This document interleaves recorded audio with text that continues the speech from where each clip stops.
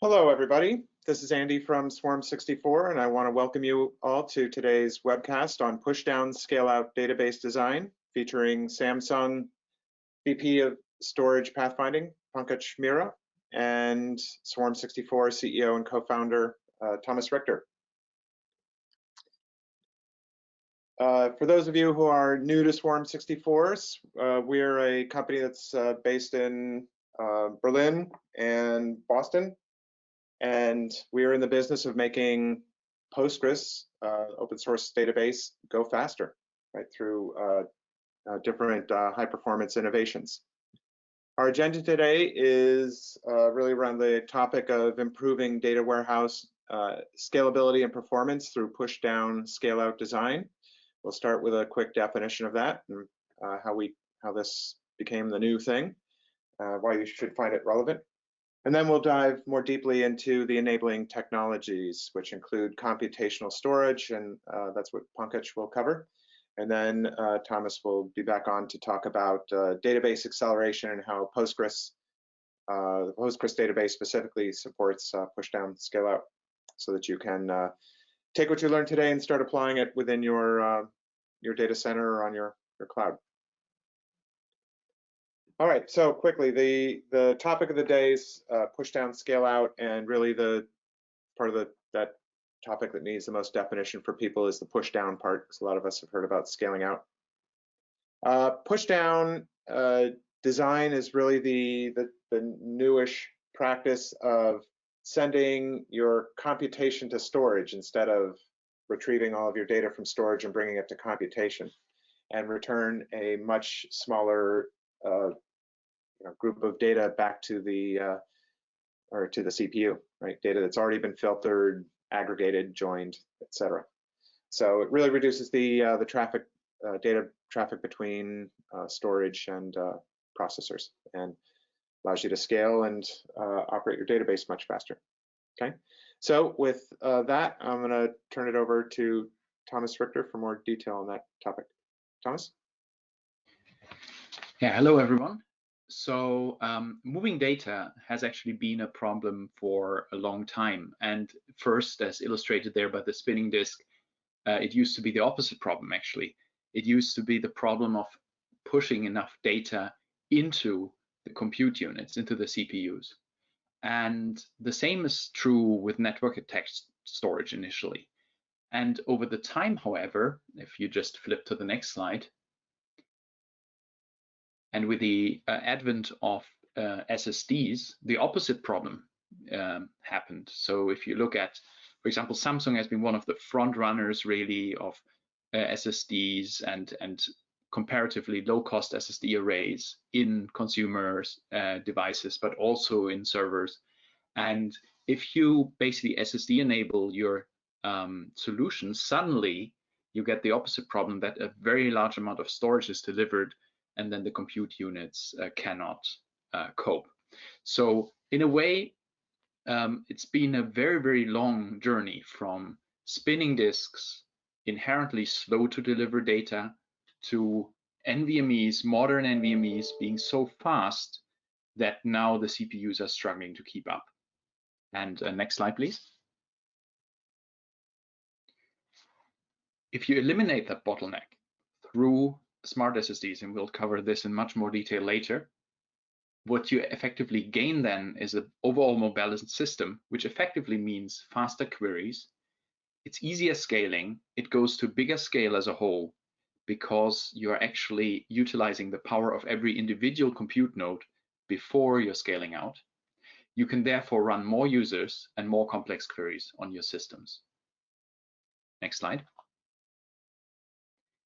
So as an entry point, I would like to share our own journey.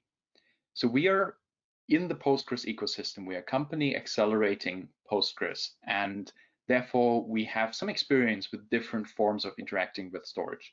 And I will take you through 4 groups of interacting with storage. And the ultimate outcome actually is the smart SSD that kind of allows you to do that push down of the processing directly to storage. So let's start with first the concept of explicit caches and the double buffering issue that comes along with it.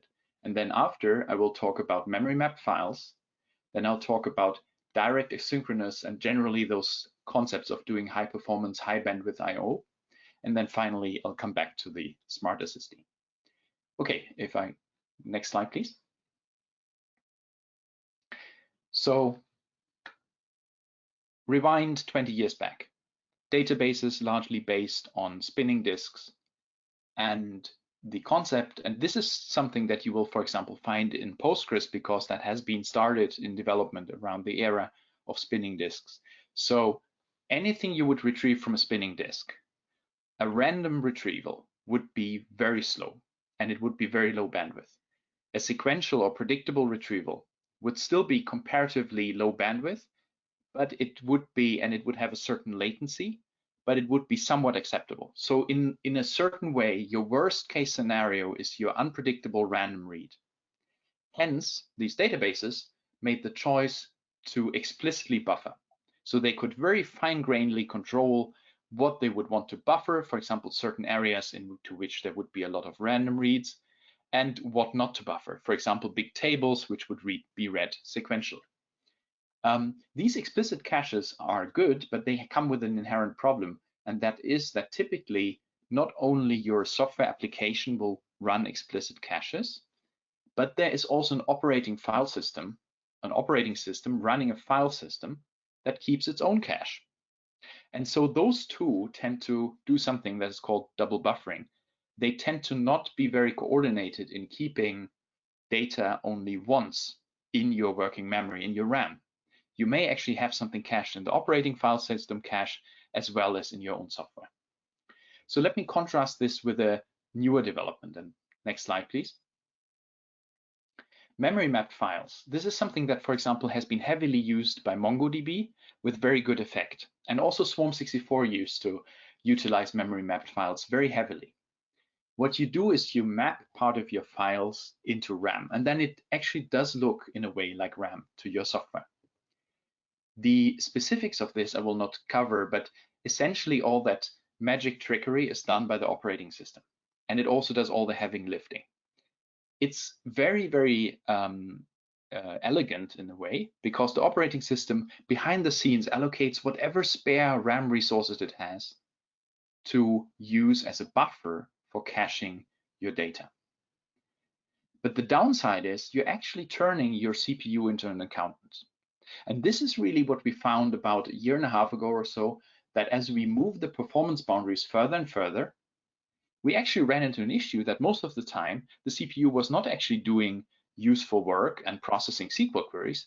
It was actually spending an awful lot of time really just keeping track of how this memory map data is moving around. And that led us to the next step. If you just forward to the next slide, please, Andy. And this is, again, I will not cover any specific technical details, but this is really libraries to launch very, very efficient read commands. So the kind of concept is asynchronous direct I/O. You're saying, I want to fetch this, and then you have very efficient helper tools, so to say, that schedule your I/O requests in the background without interrupting you all the time. So it's quite efficient. But the challenge now becomes, suddenly, if you use a wide array of, for example, NVMEs, you're fetching so much data that you run into trouble to actually process it. And there we're back to the starting point. Now you've created yourself a new bottleneck. And just to illustrate that, Amazon, if you look at this graph at the bottom, Amazon has actually recently published this graph about how the bandwidth has evolved to storage versus how the bandwidth has evolved to CPU RAM. And you see there's a huge difference between 2012. You can now have 12 times the storage throughput, but you only get 2x the CPU DRAM throughput. So in other words, you can move a lot of data up, but then to process it, to move it around, is a huge issue. And that's how you run into this performance bottleneck, where your raw data is incapable to be fully processed by the SQL processors on the CPUs. So let's move on to smart SSDs. Smart SSDs have the capability to do what we call push down. So you're effectively sending SQL processing to the storage. And let us compare and contrast this to the two bottlenecks I was talking about. So first, on the left-hand side there, you see that we have the old bottleneck of I cannot get enough storage into my system. You're fetching, but data only trickles back. Sorry, just one back, Andy. Thanks. If you contrast this with the right-hand side, you see that filtered aggregated results can actually be much, much smaller. So for example, if your bottleneck is a network connection, this concept of pushdown will solve this problem. Now, animation, please. To contrast, if your problem is that you're actually getting too much data delivered, again, sending part of the SQL subquery down to storage again solves your problem, because now you're getting fewer data back. So the fundamental principle is you are moving the compute to the storage and thereby only retrieving what is pertinent to the respective problem you're trying to solve in that moment. And that's the essence. So you're not using too much bandwidth, and at the same time, you're not overwhelming the CPU with a lot of storage that is not relevant for the question you're asking. And the key enabling technology here is computational storage in combination with database acceleration. So your database is enabled to make use of this feature. And with that, I would like to hand over to Pankaj to give you a little bit more background from Samsung's view on the whole market, how it has evolved, and how it is likely to move in future. Greetings, everyone. This is Pankaj Mehra, and it's my honor to be presenting with Thomas, who is a great entrepreneur and founder of this great company, Swarm64. About myself, I've been in the database and acceleration industry for about 30 years. In my early career, I worked at Tandem for the first 8 years of my life, where I worked on near data processing of the kind that we are talking about, using concepts similar to active disk, which was called executor in DB2, and also was one of the inventors of persistent memory and early persistent memory file systems for databases. Out of that work in the 90s actually came technologies like Exadata, which was built by HP, which has acquired Compaq, which had acquired Tandem. And then also we used to compete with the likes of Netezza, and then some of the technologies I worked on, like ServerNet and InfiniBand, led to creation of companies like NetApp. So I've been doing this for a while, and like Thomas said, these ideas are actually quite profound. Database technology is one of the only technologies that has multiple decades of history of knowing how to push computation down to the data. So next slide, please. So my plan today is to talk to you about why, and then when, and how, and in a learning by doing style that is Samsung's approach to any technology. So you can look at, the why is rooted in the unabated growth of data in the world today. For example, I have interviewed the largest customers in the world who have data at scale, such as people who have exabytes of data in their data center. And a few years ago, there were just a handful of these. And if you ask them, what is their data made of, this kind of pie chart was not atypical of how one of them would answer the question. So roughly, 30 to 40% of the data is in structured forms, and even data such as photo and video, because of AI and ML, actually every day these technologies like NVIDIA are turning your photo and video data into structured data that can be analyzed in warehouse. If you look to the right of the picture, there's a tricky picture because I did not plot on it the total scale of data. So you might think that structured data is actually shrinking. That's not the case at all. We are going from having gigabytes of data in the world at the beginning of the picture to having zettabytes of the data in the right of the picture. So actually each part of each slice, whether it's the dark blue, light blue, or the gray, is growing at a phenomenal rate. What this is showing is that the data is originating at the edge and moving into the cloud, and the opportunity for us in the structured data space, which we'll be talking about today, is actually quite large because of the phenomena I talked about of how rapidly we are able to extract structure from unstructured data. Next slide, please. So, you know, in the face of this growth in data at the cloud score, the bottlenecks that Thomas talked about, if you stay with business as usual and keep trying to pull data out of SSDs into CPUs and handling everything there, you would run into roof lines. Roof lines is a performance metaphor for saying after having a certain amount of data in the system, if you add more data, you will not be able to add more performance, okay? That's not a good thing.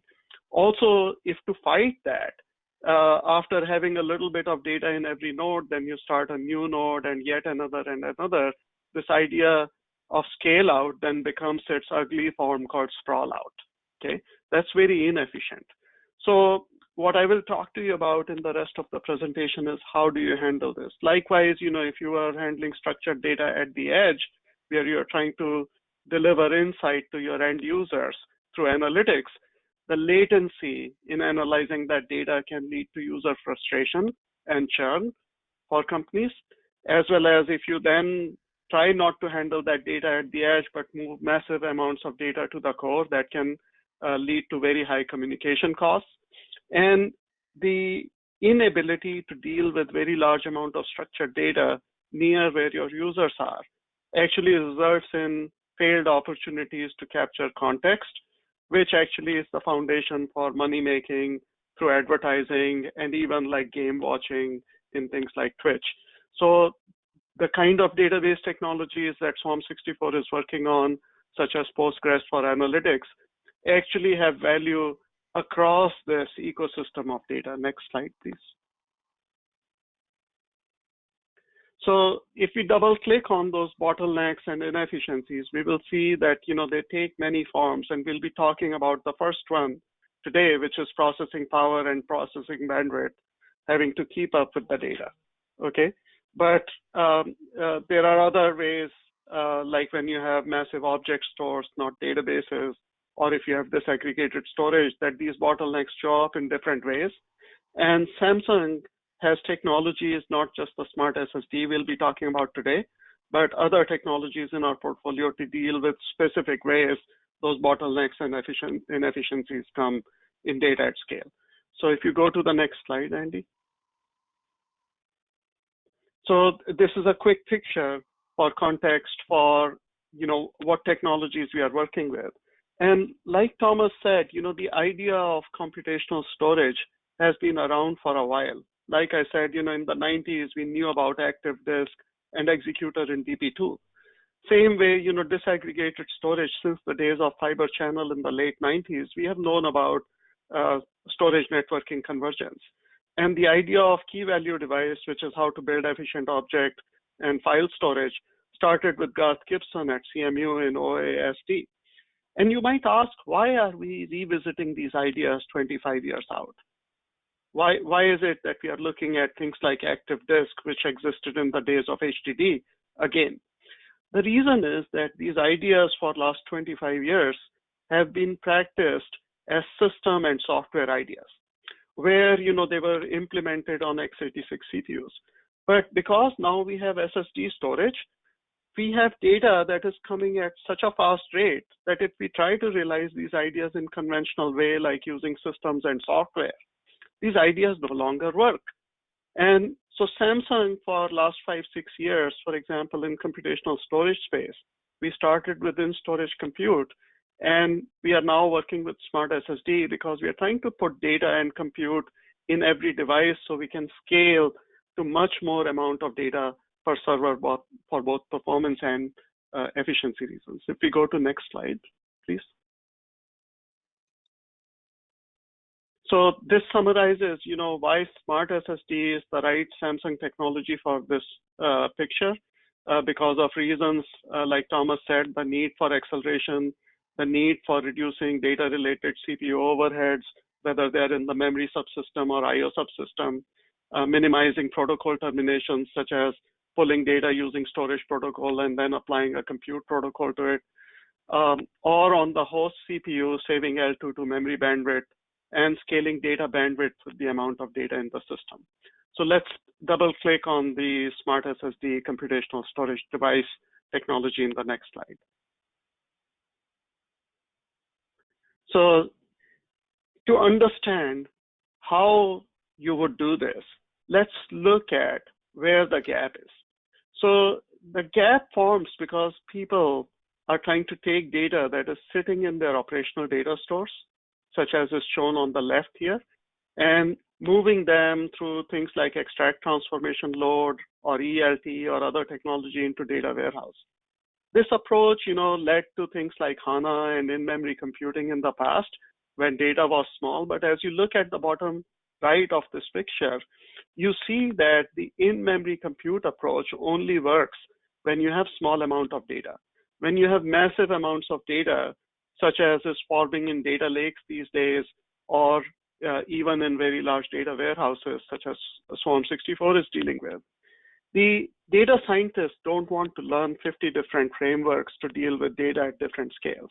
They have gotten used to interactive querying of data for insight, and they want to now apply that, for example, PostgreSQL querying to data that is at a much more massive scale, such as tens of terabytes, hundreds of terabytes, petabytes, and even hundreds of petabytes. So on the right is shown how different people, different product families approach this space. So of course, historically, the approach to high performance data warehouse, such as Teradata, Netezza, and Oracle Exadata, was to build custom appliances with proprietary stacks. Swarm64 lives in a world which deals with scale out and open source stacks. And players in public cloud also have lower performance options, which, as Thomas pointed out in some of the Amazon slides, they are also looking at hardware acceleration to compete at higher performance level. So in today's talk, we are going to focus on Swarm64's approach, which can work either in on-prem or later in the cloud as well, on how do you use a combination of software optimization, such as SQL optimizer technologies, and hardware acceleration, such as Samsung SmartSSD, to deliver high performance at low cost. Let's go to next slide. So the SmartSSD, in the guts of it, includes a U.2 U.2 device that contains both a traditional SSD controller and its NAND flash memory, coupled with a high bandwidth connection to a Xilinx FPGA and its own FPGA attached memory.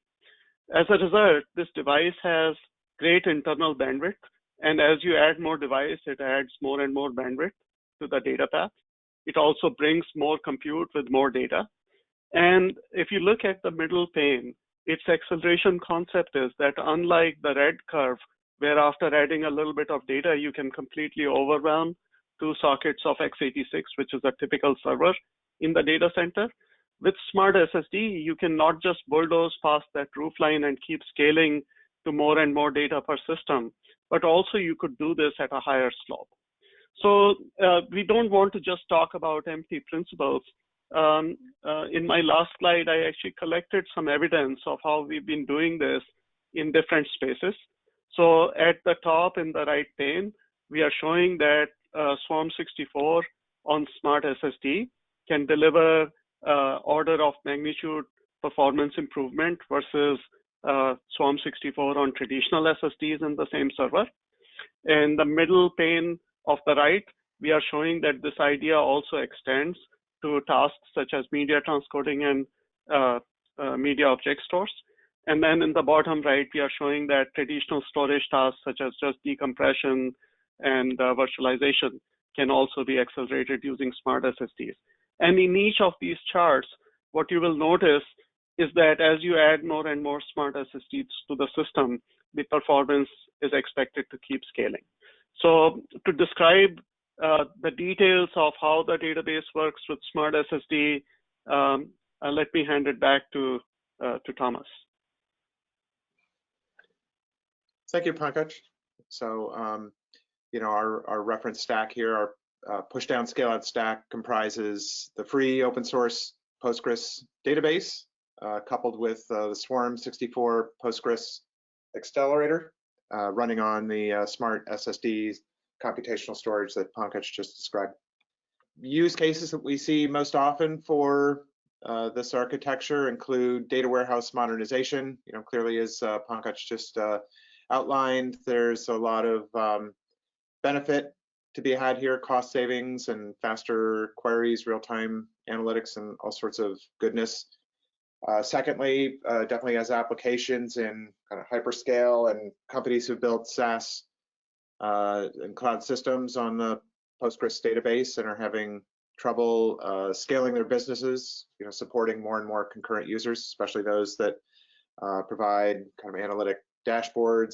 And thirdly, and increasingly, we're seeing applications in the data science, machine learning realms, where people are processing machine-generated data and streaming it into analyzing it and querying it as it streams into the database. So with that, I'm going to turn things back over to Thomas to explain a little bit more how we implement push-down scale-out on top of Postgres. Thomas? Thanks, Andy, and thanks, Pankaj. So yeah, we are going to release next week our version Swarm64 Data Accelerator 4.0. And like earlier versions, it is featuring greater parallelism than Postgres on its own. It has a columnar storage, indexing, and compression mechanism. There's means also to utilize that for I/O reduction in addition to the smart SSD we're going to talk about. And there is of course, the hardware acceleration concept with pushdown, most attractive, of course, in the context of smart SSDs where you can bring storage and compute together. But not to forget, there's also FPGA accelerator cards by Xilinx and Intel, which we also support. So next slide, please.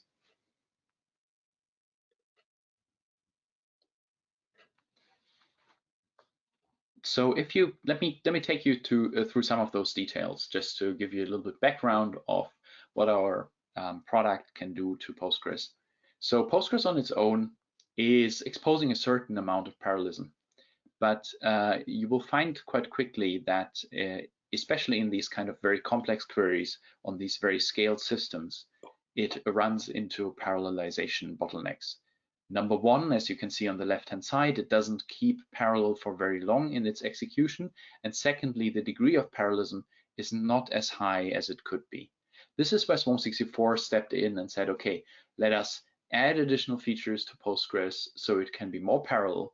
And in addition, let us have FPGAs, additional acceleration. And this picture here, the FPGAs are sitting next to the cores, so it is basically an additional resource. And that is very much true for if you're using FPGA accelerator cards.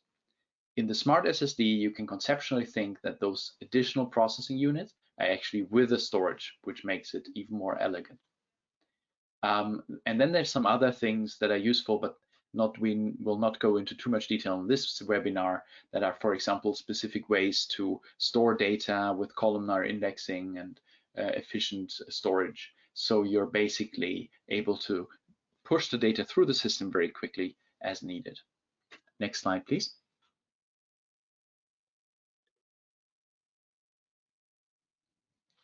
If you run standard benchmarks, such as the TPC-H benchmark, you will see that the performance is actually strikingly different. So you got between, depending if you just let a single query stream run, you get like a factor 10. And if you let concurrent users run, you're getting something more closer to 9x in terms of acceleration. So you will really see a big difference. And what is not so visible on the slide as well is in these 301 minutes, there is a lot of timeouts on the Postgres side. So there's quite a few queries that Postgres isn't even able to process on its own, whereas with Swarm64, you can process all queries in the benchmarking set. Next slide, please. So let's take an extreme example. So if you have a very scan-heavy query where a lot of these co-processing I mentioned earlier with the FPGA helping the CPU to reach higher parallelism, where a lot of that co-processing can actually be offloaded to an array of smart SSDs. In these cases, you will see a tremendous difference in performance. In this example, it's a 47 factor 47 times faster. So this is really the difference between seconds and minutes. And this is the difference also between something instantaneously coming back or you having to get a cup of coffee until you get your business analysis backwards. So it's a big difference there in terms of performance, and the addition of smart SSDs will really be very visible in your overall system profile. Also, we are able to very fast batch load data. So if you have, for example, your nightly processing job in order to load all the new data of the day, again, this is much faster, and with the help of smart SSDs and their fantastic storage bandwidth, can also be very efficient. All that, what we do here, there's no SQL changes required. So you can basically run the same SQL queries both for inserts and for read queries as before. Next slide, please.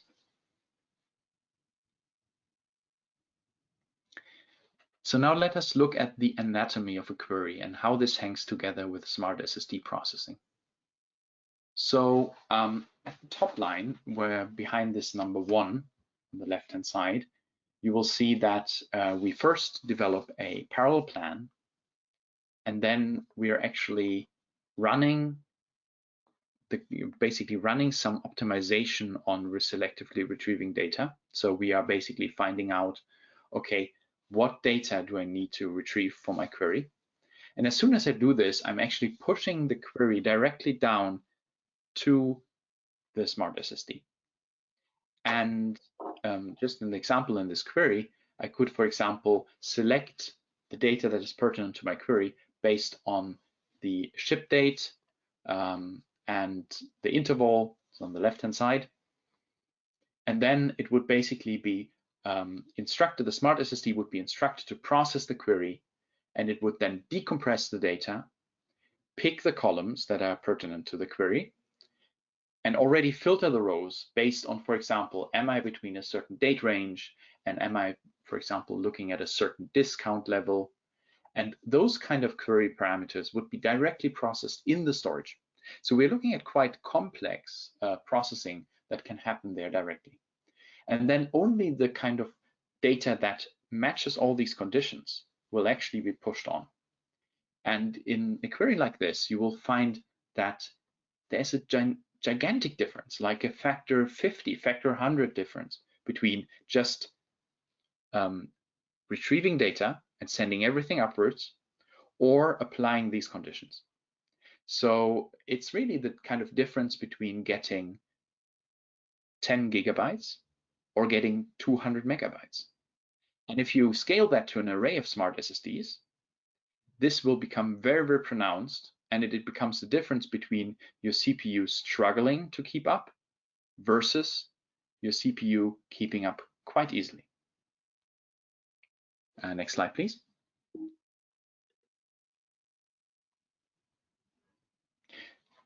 So how can you experience something like this?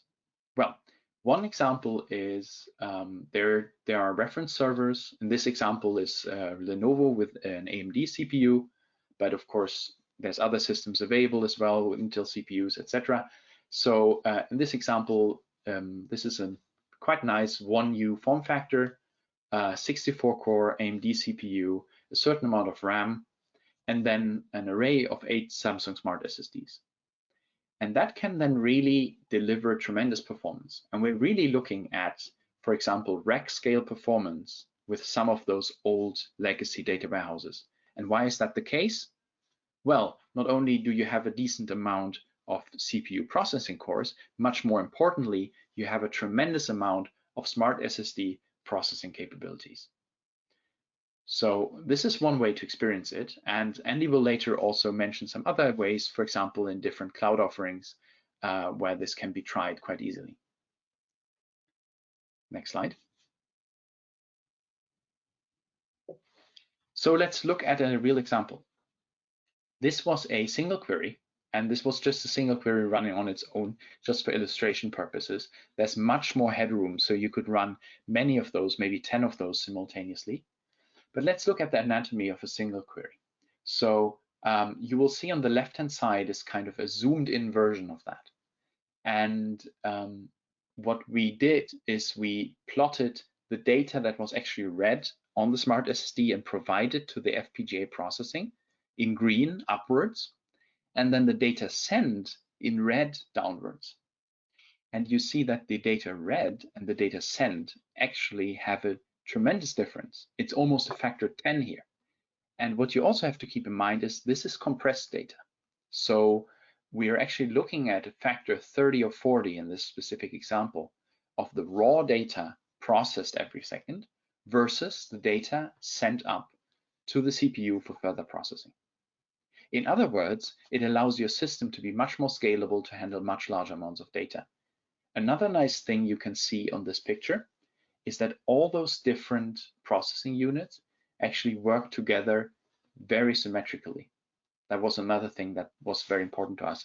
We built this with the concept of an array of smart SSDs in mind. So you get that scaling capability that you have almost like a cluster inside your server, because you have multiple smart SSDs cooperating together really in very, very good synchronicity, as you see there in the graph. And they cooperatively, with approximately equal load, deliver your query results together. So you have linear acceleration. Next slide, please.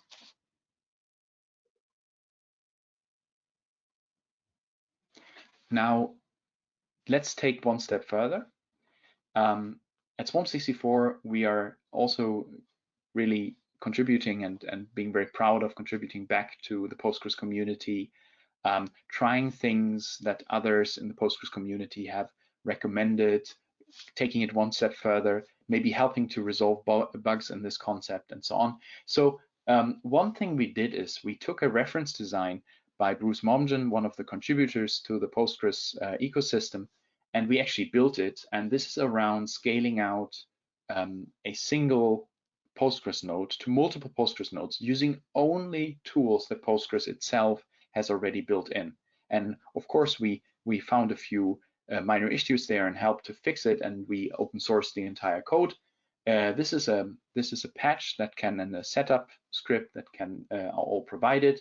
If you want to see and get the links, you can go to swarm64.com open source, and it allows you to really, through stateless coordinator nodes, basically move your data to multiple data nodes, and they can then each process individually, and the coordinator nodes do the finalizing of the processing. So this is one way to scale out. There's many others, but just one example of how you can scale out using Postgres and only using Postgres onboard tools. Yeah, completely free to use. You can try that, and of course with a smart SSD acceleration, it is much faster. Next slide. Yeah, so let me hand back to Andy to take you through the next few slides, and also to let you know how you can very easily get access to such a smart SSD setup if you want to try it. Thank you, Thomas. As Thomas mentioned, there are really no changes required to your SQL to use this. It's a matter of just having the right hardware installed, the Samsung Smart SSDs, and the Postgres accelerator extension from Swarm64, having that installed. And the rest is pretty much just using Postgres the way you normally use it. You'll just see faster results. So we typically see, if somebody's migrating a database from not Postgres to Postgres, it's a pretty typical migration.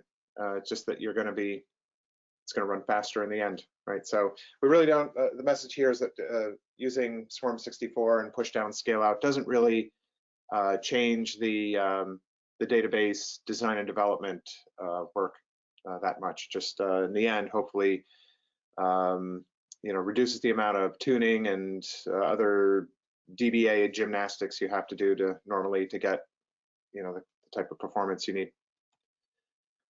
As Thomas, I think, mentioned, there are a bunch of different ways to try this out, right? So Swarm64 works with Postgres version 11 and higher. We also work with the Enterprise DB version of Postgres. You can run it on your data center or on your cloud. If you'd like to use this with the SmartSSDs, those can be, you just contact us and we can put you in touch with somebody who can hook you up, but that someone's probably going to be Xilinx or Avnet. If you'd like to run this on the cloud, Nimbix, if you're not familiar with them, provide high performance cloud computing platform. And one of their offerings is built on the Samsung SmartSSD. So it's probably the quickest and easiest way to start experimenting and trying out the computational storage from Samsung and running accelerated Postgres on top of that. Okay, so let's take a few minutes for questions. We've got a couple already. I'm going to start with one here. Probably for you, Pankaj. This is, they ask about Exadata, right? So you were talking about that earlier. Functional shipping is the name of the concept used in Exadata, and the person asks whether that is similar, how that compares to push down. Is it the same thing or just different names, or is it different? Yeah, thanks for the question. The concept of function shipping is a software abstraction, and the push down is similar idea, but you're taking a stack view. So in the stack view from a database perspective, you're pushing it closer to the source of the data, where the top of the query plan is really closest to the result. So the concept of push down is just direction applied to the basic idea of function shipping, but it's similar and almost the same idea. Thanks. And here's another one for you, I think, Pankaj, which is how does do you have a sense of how the performance compares if you're using FPGA and SSD separately versus FPGA and SSD combined into the smart SSDs with something like Postgres? That's a really insightful question. So actually, standalone FPGAs are a very well-established platform for compute acceleration and network acceleration. The focus of smart SSD, as Thomas and I laid out today, is in a new area called storage acceleration or computational storage. The question you should be asking is whether, not an either or question, like, should you use this or should you use that? But it's really a both and question that you will have external FPGAs, typically 1 or 2 in a system. And considering that in a large scale node, you would have maybe 12 to 24 SSDs containing maybe 50, 100 terabytes of data. One FPGA might not be enough, even if it has a by16 PCIe interface. Typically, what we have observed is at 3 to 4 SSDs, even the compute acceleration of potential of a single FPGA starts to be overwhelmed. So when you are talking about large data being held in a single server to keep up with the scale of data without sprawling out, then the smart SSD concept gives you that scaling.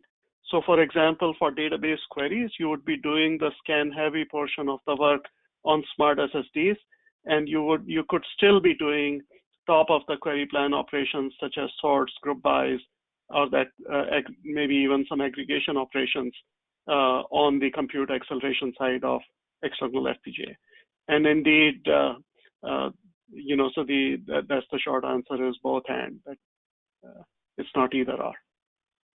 Thank you. Thomas, question on the database acceleration. Is that support other databases or just Postgres?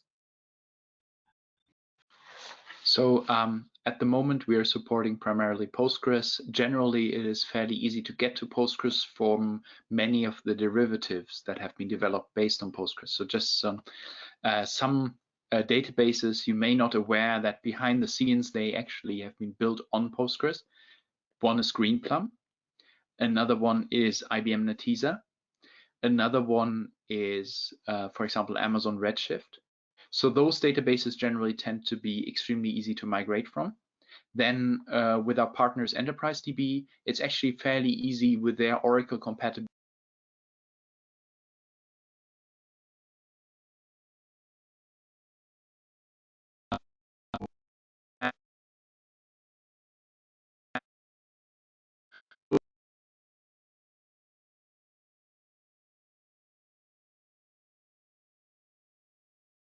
We're really focusing on Postgres and the Postgres ecosystem. However, this may change in the coming years. Thank you. And Pankaj, do you want anything to add on that? Are there other databases that have been adapted to support smart SSDs? Yeah, Andy, so the approach Samsung has taken to getting the smart SSD value delivered, as you noticed, you know, one is across segments, which is storage, media, and database. Second is within database space, which is where your question is. Customers use many different frameworks. So we have other partners who are addressing, for example, Spark acceleration. And then, you know, we are out there in the ecosystem with 2 or 3 different approaches. In case of Swarm64, our approach is that we provide the storage device, a system integrator or a channel partner or a cloud player such as Nimbix or a public cloud player could then integrate that into systems. And then Swarm64 then would go on top that as accelerated Postgres service. So we really are looking forward to, you know, customers who use Postgres for analytics using that service just to get answers for their data scientists without any frustration or extreme overhead of having to port queries to a new way of thinking. There's a lot of PostgreSQL out there, and it's a market unto itself, as Thomas said. Thank you. I think we have time for 2 more questions. First one, Thomas. Somebody did ask, even though you specifically deferred it, they wanted to know if you could elaborate a little bit on the optimized column or optimized columns in the storage. Yeah. Format. So one of the things. So by the way, this may be, this is an interesting topic for you. There are webinars that go a little more into the detail on that. So maybe it's something to look out on the Swarm64 homepage on webinars more specific about our storage format.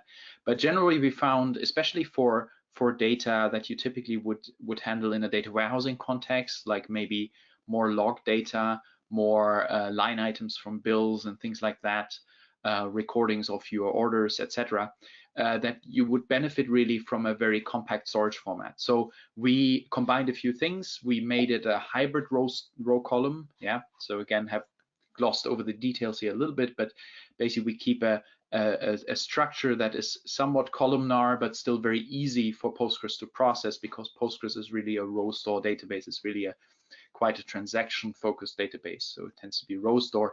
We build like a row column hybrid format. And as part of that, we have these so-called optimized columns, and they're somewhat like a self-optimizing range index. I think that is the right way to view them. And what they allow you to do is to selectively find the data. So Andy was talking about use cases like, for example, ML data or sensor data, IoT data.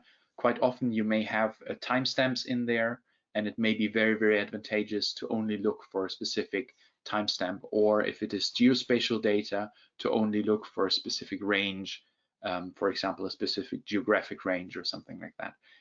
Those things you can do by those adaptive range indexes that we call optimized columns. All right, we've run out of time. For those of you who had questions that we didn't get to, we'll follow up after the event.